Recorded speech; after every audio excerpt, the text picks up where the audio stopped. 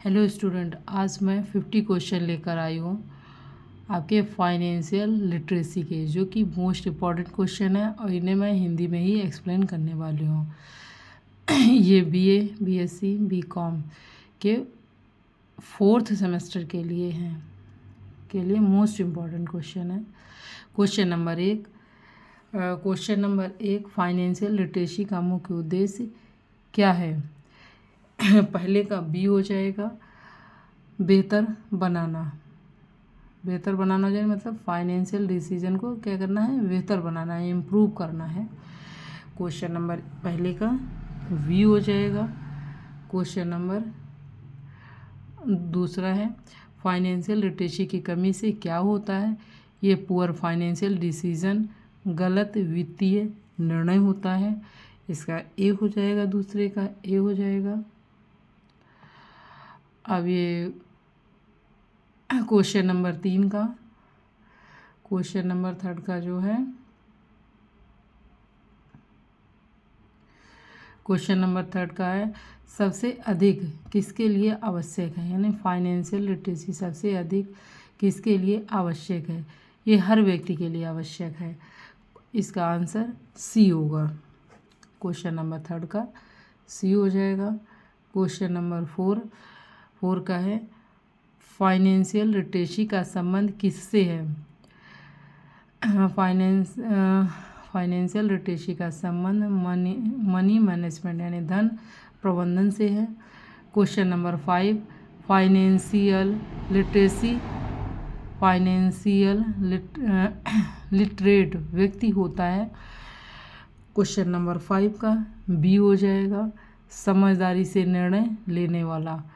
Question number 5 का B हो गया। Question number 5, question number 6, financial well being का अर्थ है। 6 का डी हो जाएगा, तनाव मुक्त वित्तीय जीवन। तनाव मुक्त वित्तीय जीवन हो गया। क्वेश्चन नंबर 7 का ए हो जाएगा, फाइनेंशियल एजुकेशन किस में मदद करती है? क्वेश्चन नंबर फाइनेंशियल एजुकेशन किस में मदद करती है? फाइनेंशियल डिसिप्लिन यानी वित्तीय अनुशासन में मदद करती है। क्वेश्चन नंबर 7 का ए हो गया। क्वेश्चन नंबर 7 का ए हो जाएगा। क्वेश्चन नंबर 8, क्वेश्चन नंबर 8 में, क्वेश्चन नंबर 8 का है, फाइनेंशियल प्लानिंग का मुख्य उद्देश्य क्या है? क्वेश्चन नंबर 8 का बी हो जाएगा, गोल अचीवमेंट लक्ष्य प्राप्ति। क्वेश्चन नंबर 8 का बी हो गया। क्वेश्चन नंबर 9 का, फाइनेंशियल वेल बीइंग डिपेंड करता है, किस पर डिपेंड करता है? क्वेश्चन नंबर 9 का ए हो जाएगा। क्वेश्चन नंबर ए हो गया, प्लानिंग एंड डिसिप्लिन योजना और अनुशासन हो गया। क्वेश्चन नंबर 9 का ए हो गया। क्वेश्चन नंबर 10 का, फाइनेंशियल एजुकेशन सबसे पहले कहाँ दी जाने वाली फाइनेंशियल एजुकेशन शुड स्टार्ट है, कहाँ किया गया है? मतलब सब फाइनेंशियल एजुकेशन सबसे पहले कहाँ दी जानी चाहिए? ये क्वेश्चन, इसका आंसर हो जाए, क्वेश्चन नंबर 10 का आंसर हो जाए स्कूल एंड कॉलेज, स्कूल और कॉलेज में दी जानी चाहिए। क्वेश्चन नंबर 10 का सी हो गया। क्वेश्चन नंबर 11, इसमें फाइनेंशियल प्लानिंग एक प्रोसेस है। इसका क्वेश्चन नंबर 11 का बी हो जाएगा। ये सतत हो जाएगा यानी कंटिन्यूअस हो जाएगा, सतत हो जाएगा। 11 का बी हो गया। क्वेश्चन नंबर 12, फाइनेंशियल प्लानिंग का पहला स्टेप क्या है? फाइनेंशियल प्लानिंग का क्वेश्चन नंबर 12 का बी हो जाएगा। क्वेश्चन नंबर 12 का बी हो गया, गोल आइडेंटिफिकेशन है लक्ष्य पहचान। क्वेश्चन नंबर 12 का बी हो गया। क्वेश्चन नंबर 12 क्वेश्चन नंबर 12 का बी हो गया। क्वेश्चन नंबर 13, क्वेश्चन नंबर 13 का है, फाइनेंशियल प्लानिंग किससे संबंधित है? 13 का ए हो जाएगा। 13 का ए हो गया, इनकम हो जाएगा, सेविंग हो जाएगा, इन्वेस्टमेंट हो जाएगा एंड रिस्क हो जाएगा, यानी आय, बचत, निवेश व जोखिम। 13 का ए हो गया। 13 के बाद क्वेश्चन नंबर 14, फाइनेंशियल प्लानिंग की आवश्यकता क्यों होती है? क्वेश्चन नंबर 14, फाइनेंशियल प्लानिंग की आवश्यकता क्यों होती है? 14 का बी हो जाएगा। 14 का बी हो जाएगा, फ्यूचर अनसर्टिनिटी हो जाएगा मैनेज करने के लिए, और टू मैनेज फ्यूचर अनसर्टिनिटी हो गया। क्वेश्चन नंबर 14 का बी हो जाएगा। 15 देखो, 15 हो गया, हाँ 15 हो जाएगा। 15 क्या, पर्सनल फाइनेंशियल प्लानिंग।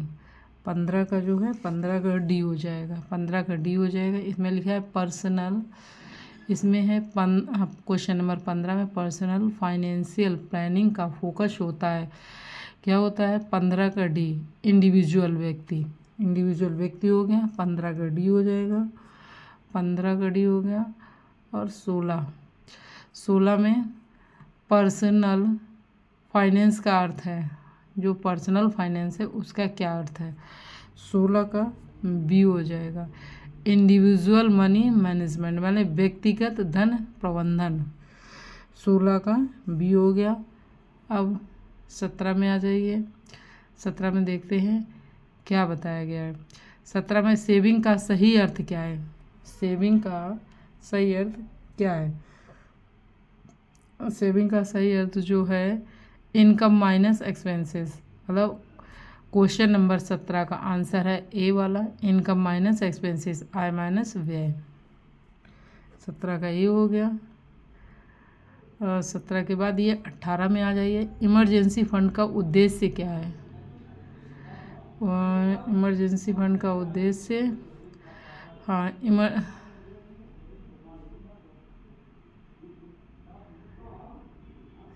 ये 17 था।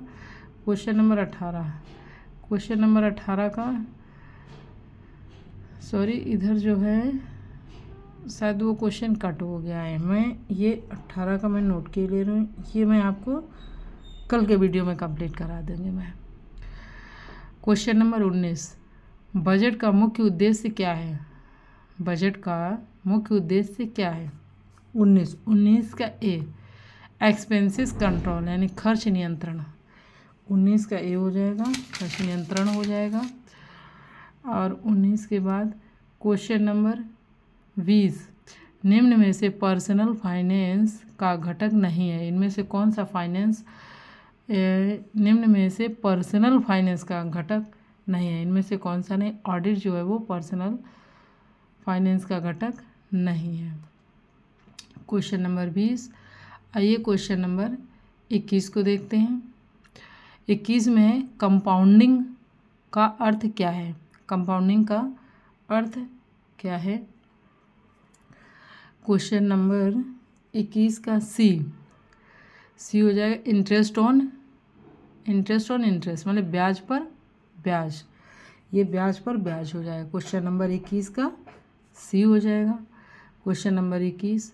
क्वेश्चन नंबर 22, कंपाउंडिंग सबसे प्रभावी कब होती है? 22 का डी हो जाएगा, ये लंबे समय में प्रभावी होती है, मतलब लॉन्ग पीरियड में।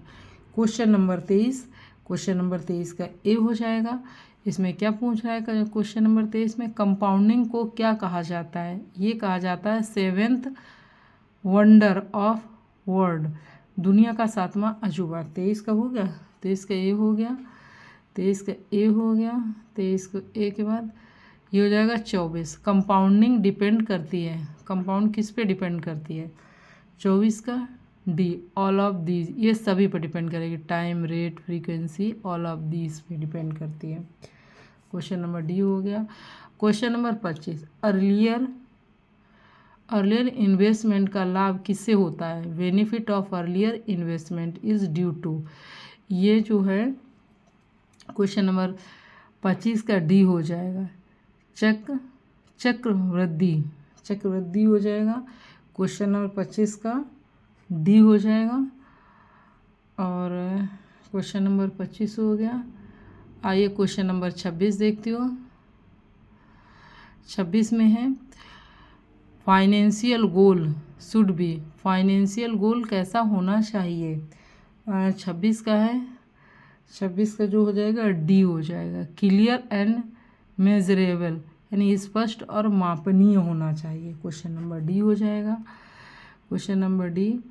और नेक्स्ट जो है क्वेश्चन नंबर 27 का, 27 का time period of short term goal is, तो शॉर्ट टर्म फाइनेंशियल गोल का समय जो होता है 1 से 3 साल का होता है, सी हो जाएगा। और जो है 28, क्वेश्चन नंबर 28 का मेन ऑब्जेक्ट ऑफ इन्वेस्टमेंट जो है, इन्वेस्टमेंट का मुख्य उद्देश्य क्या होता है। 28 का ए हो जाएगा, कैपिटल ग्रोथ हो जाएगी। और क्वेश्चन नंबर 29, इसमें कह रहा है which is not an investment principal investment, principal में कौन शामिल नहीं है। इसमें इमोशन जो है वो शामिल नहीं। क्वेश्चन नंबर 29 का डी हो जाएगा, इमोशन जो है वो शामिल नहीं है। क्वेश्चन नंबर 30 क्वेश्चन नंबर 30 का है meaning of diversification is, diversification का अर्थ होता है। क्वेश्चन नंबर 30 का बी हो जाएगा, रिस्क मतलब जोखिम का फैलाव हो जाएगा, इसमें जोखिम का फैलाव हो जाएगा। आइए क्वेश्चन नंबर 31 देखते हैं। क्वेश्चन नंबर 31, क्वेश्चन नंबर 31 में है meaning of risk is, risk का अर्थ है। 31 का बी हो जाएगा, ये हो जाएगा रिटर्न की अनिश्चितता, बी हो गया। और question number 32, result of high risk is, high risk का परिणाम क्या होता है, हाई रिटर्न पोटेंशियल, यानी अधिक रिटर्न की संभावना हो जाएगी। तो क्वेश्चन नंबर 32 का डी हो जाएगा। Question number 33, relation between risk and return is, risk और रिटर्न का संबंध होता है, क्वेश्चन नंबर 33 का सी हो जाएगा, डायरेक्ट यानी प्रत्यक्ष हो जाएगा। क्वेश्चन नंबर 34, इसमें सबसे सुरक्षित निवेश कौन सा है, गवर्नमेंट बॉन्ड्स का होता है, यानी सरकारी बॉन्ड्स का हो गया। क्वेश्चन नंबर 34 का ए हो गया। Question number 35, market risk is related to, market risk जुड़ा होता है, मार्केट रिस्क किससे जुड़ा होता है, ये सभी से जुड़ा रहेगा, ब्याज दर हो जाएगा, बाजार का उतार चढ़ाव हो गया, महंगाई हो गई, ये सभी से जुड़ा रहेगा। क्वेश्चन नंबर 35 का डी हो गया। आइए अब 36 देखते हैं, क्वेश्चन नंबर 36 देखते हैं। 36 में financial planning lead to, financial planning से क्या प्राप्त होता है, फाइनेंशियल मतलब फाइनेंशियल प्लानिंग जो होती है उससे क्या प्राप्त होता है। ये 36 का ए हो जाएगा, इसमें संपत्ति निर्माण हो जाती है, वेल्थ क्रिएशन हो जाती है। 27 का क्या होगा, 36 का ए हो जाएगा, 36 का ए हो जाएगा। 37 का होगा मीनिंग ऑफ लिक्विडिटीज़ का अर्थ है, लिक्विडिटी का क्या अर्थ है। 37 का बी हो जाएगा, नगद में बदलने की क्षमता हो जाएगा। अब 38 का देखिए, effect of inflation is, inflation का प्रभाव होता है। 38 का क्या हो जाएगा, 38 का हो गया बी, परचेज पावर डिक्रीज, यानी क्रय शक्ति घटती है। अब 39 में क्या होगा, yes in smart goals stand for, तो स्मार्ट गोल्स में एस का अर्थ होता है स्पेसिफिक, यानी विशिष्ट। क्वेश्चन नंबर 39 का बी हो जाएगा, 39 का बी हो गया है। 40, meaning of financial discipline is, financial discipline का अर्थ है, इसका अर्थ है 40 का जो है ए हो जाएगा, 40 का ए हो जाएगा। इसमें क्या है, योजनाबद्ध खर्च व बचत हो जाएगी, मतलब प्लानड हो गया, स्पेंडिंग एंड सेविंग मतलब योजनाबद्ध खर्च व बचत हो जाएगी। ये हो जाएंगे, ये आपके 40 क्वेश्चन हो गए। अब आपके 10 क्वेश्चन बचे हैं जो मैं अगली वीडियो में करा दूँगी। इनको ये आपके लिए बहुत मोस्ट क्वेश्चन है, आप इनको ज़रूर पढ़िएगा। Okay, thank you.